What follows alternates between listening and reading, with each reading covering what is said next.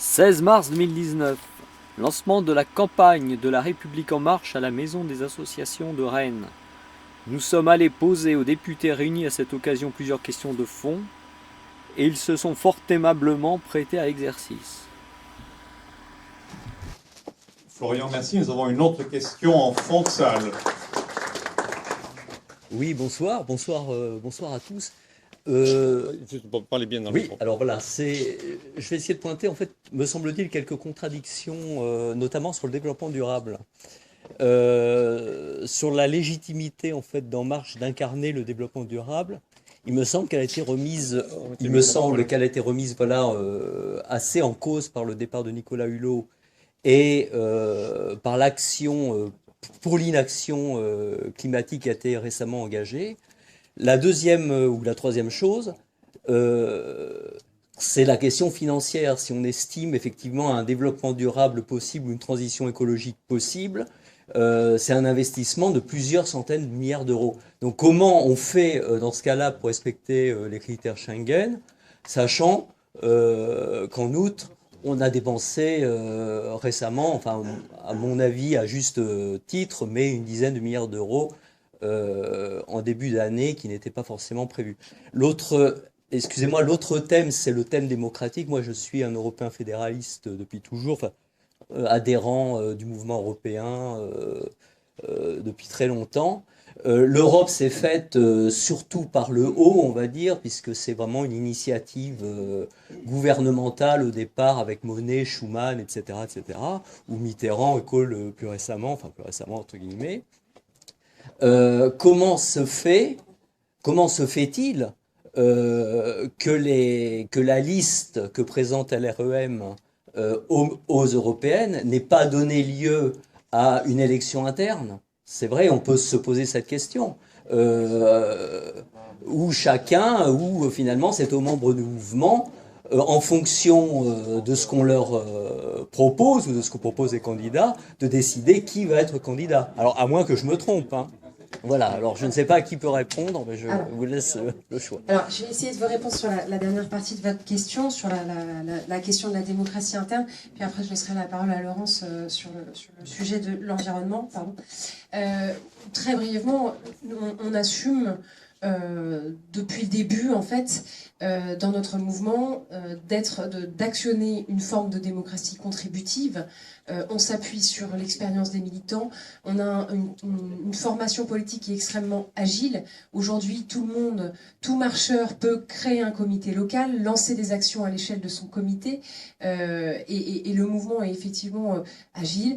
Il nous a semblé qu'il était à ce stade pas du tout nécessaire, ni urgent, ni pertinent de se lancer dans des démarches d'élection interne, c'est-à-dire de recréer des courants, des chapelles et potentiellement des affrontements internes. On a une colonne vertébrale qui est extrêmement claire, qui est extrêmement d'ailleurs pro-européenne. Ensuite, des sensibilités différentes qui s'expriment, beaucoup de débats internes et une ouverture vers l'extérieur qui nous permet de prendre les bonnes idées là où elles sont et d'agréger tous les talents. Donc sur cette question des élections internes, on assume très bien à ce stade que ce n'est pas une priorité et la démocratie s'exprime dans notre mouvement par toutes les initiatives qui sont prises par les marcheurs sur le terrain, notamment. Laurence, sur les candidatures peuvent être déposées. Oui, bien sûr, il y a un processus de candidature qui est très transparent. Vous avez pu déposer votre candidature en ligne. Vous avez une commission nationale d'investiture avec un comité d'éthique qui évalue les candidatures et qui va choisir des profils qui soient complémentaires à la fois sur des questions de parité, des questions de complémentarité géographique, de complémentarité politique, effectivement des choses qu'on n'aurait pas forcément obtenues par une élection interne. Voilà, tout simplement. Laurence, peut-être pour compléter sur par rapport à ce que vous disiez, votre question, j'ose dire, un peu sentencieuse, Nicolas Hulot est parti, donc on n'a plus d'ambition sur le développement durable. Moi, je m'inscris complètement en faux là-dessus. L'ambition n'a pas changé, et ce n'est pas la démission de Nicolas Hulot qui change quelque chose. Nicolas Hulot, et je vais peut-être vous fâcher, mais j'ose le dire parce qu'on est quand même entre nous, est démissionnaire.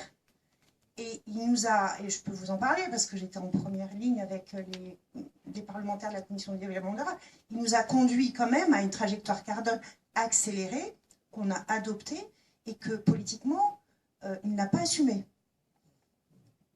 Il faut que les choses soient claires. Donc après, qu'on nous dise, parce que Nicolas Hulot est parti, on renoncerait à notre ambition, moi je dis que c'est faux. On n'a jamais été aussi dans une dynamique sur le développement durable. Seulement, vous le savez, c'est une question complexe, que ce n'est pas du jour au lendemain qu'on arrive à la trajectoire carbone, à remplir. On a une ambition, peut-être qu'on va passer vite, qu'il faut accélérer. Moi, je dis qu'on a peut-être aussi à clarifier la méthode. C'est quoi une transition? Ça prend combien de temps? Sur quel étalonnage on travaille sur une transition? Moi, je milite aussi avec pas mal de collègues de la majorité, et je pense que vous partagez cette idée-là, d'une approche pluriannuelle de la transition écologique. Savoir où on va, comment on y va, et quels objectifs on tient. Que ça soit transparent, avec quels moyens, et de rendre des comptes aux Français sur ce sujet. Voilà, je ne sais pas si j'ai répondu à votre question, mais vraiment, il faut se sortir de l'esprit que le départ de Nicolas Hulot n'a pas changé l'ambition. Il a juste renoncé à porter politiquement un projet ambitieux. Voilà.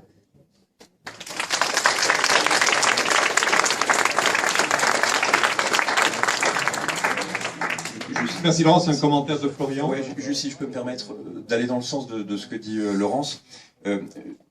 Juste pour l'amusement, mais ça veut dire aussi quand même quelque chose. J'ai entendu moi en début d'année, en rentrée scolaire septembre 2018, quand Nicolas Hulot a démissionné, qu'on n'était pas assez écologiste. Et puis j'ai entendu il y a quelques semaines qu'on l'était trop. Une fois qu'on a sorti la taxe carbone, qu'on allait trop vite, qu'on n'avait pas la bonne méthode et qu'on allait trop loin au fond. Et donc moi je veux rappeler ça parce que c'est un équilibre qui est difficile à trouver. Moi je vous demande de bien vouloir regarder les faits, c'est-à-dire quel est le bilan de cette majorité sur la protection et la transition environnementale. Je crois qu'on n'a pas à rougir, et notamment pas à rougir quand j'entends les discours des responsables politiques qui ont été, j'entendais Madame Duflot hier, sur une chaîne TMC, qui envisageait une action contre l'État, d'Oxfam contre l'État sur ce sujet spécifique. J'avais envie de dire à Madame Duflot qu'elle ferait bien de prendre un avocat spécialisé dans les domaines de la prescription, parce qu'elle a été aux commandes sur ces sujets. Je pense qu'il n'y a pas de leçon à donner, et quand on regarde factuellement, et quand on est élu breton, et quand on a eu apporté l'arrêt du gros projet de Notre-Dame-des-Landes, je pense que c'est une marque, une preuve de démonstration qu'on n'a pas à rougir sur ce bilan. Le glyphosate, mais on doit le porter comme un élément de fierté. Le glyphosate, c'est justement... Oui, c'est justement la volonté politique du président de la République qui a permis de fléchir le bras de nos partenaires européens pour ramener le délai, et en interne, je me dépêche, et en interne de réduire justement le délai, et pour tenir un engagement avant la fin de notre échéance. Et là aussi, ça veut dire quelque chose, ça veut dire arrêter de raconter des bêtises, mais tenir des engagements forts. Dernier point, là aussi sur ce point, moi je vous invite à regarder la tribune, parce que sur le plan énergie, justement, le président de la République a dit au ministre en charge du dossier qu'il fallait qu'on aille plus loin, plus vite et plus fort. Donc c'est pour ça que le dossier énergétique a été retenu, et donc il va faire l'objet d'une communication dans les semaines qui viennent. Je parle sous le contrôle de Pacom également. Et je vous invite à regarder ce qui est dit fondamentalement et les engagements qui sont pris dans la tribune du président de la République vis-à-vis des autres partenaires européens, et de regarder le discours de la Sorbonne. Le discours de la Sorbonne, bah si, je vous vois lever les yeux au ciel, mais le discours de la Sorbonne, c'est 50 engagements. Est-ce que vous savez combien ont été tenus jusqu'ici?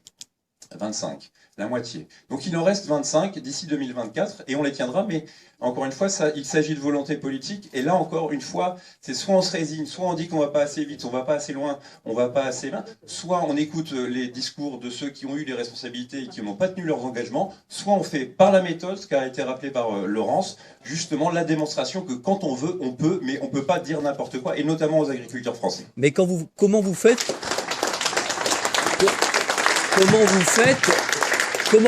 face au mur financier? C'est ça. Comment vous faites face au mur financier? Une autre question sur l'Europe.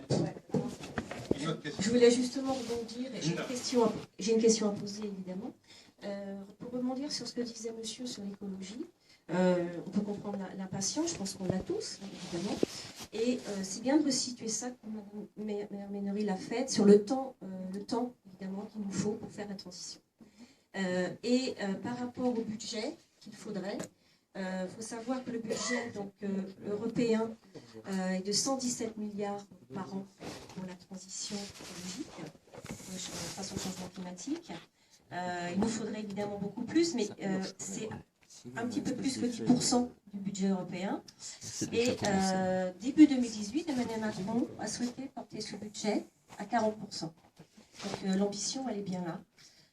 Aujourd'hui, il nous faut évidemment avancer au niveau du temps européen et de la législation européenne. Je crois que vraiment le temps de l'écologie, il se passe sur le temps de l'Europe et les décisions, elles sont prises à ce niveau. Et c'est important de rappeler que le budget, il est vraiment à augmenter sur la transition écologique. Et aujourd'hui, on est dans le cadre des européennes et on est tous là pour ça. Et les promesses, elles ont été faites. On les tiendra. Donc ensuite, je suis allé voir Florian Bachelier pour lui parler un petit peu des thèmes qui me semblaient gênants, puisqu'effectivement, il y a cette absence de financement pour la transition écologique et climatique. Là, j'étais encore reçu fort aimablement, mais c'était quand même un petit peu le vide de la réponse, une très très grande gêne, parce qu'effectivement, comment déjà on fait pour générer chez nous ces sommes considérables, et comment on fait pour les générer aussi au niveau de l'Union européenne, sachant qu'il y a un certain nombre d'États qui ne sont pas du tout convaincus qu'il y a une urgence climatique. Où ils le sont, et quand leurs intérêts sont divergents, ils le deviennent soudain plus. Bref, on est vraiment là à un problème de fond qu'ils peuvent, au jour d'aujourd'hui, en fait, difficilement régler. En l'occurrence, on n'avait pas pris conscience, on ne savait pas encore qui étaient les personnes qui participeraient à la liste LREM. On ne savait pas encore qu'il y avait une ancienne de l'extrême droite qui prendrait la tête de cette liste. Alors ça fait toujours un peu drôle en fait quand de telles choses arrivent. Alors est-ce que des procédures démocratiques internes permettraient de lever ce genre de choses? Rien ne le dit, mais rien ne dit non plus qu'elle ne le ferait pas. Et si on organise effectivement un recrutement sur CV des têtes de liste médiatiques, on peut s'étonner qu'on ne sache pas tout des gens avec lesquels on travaille.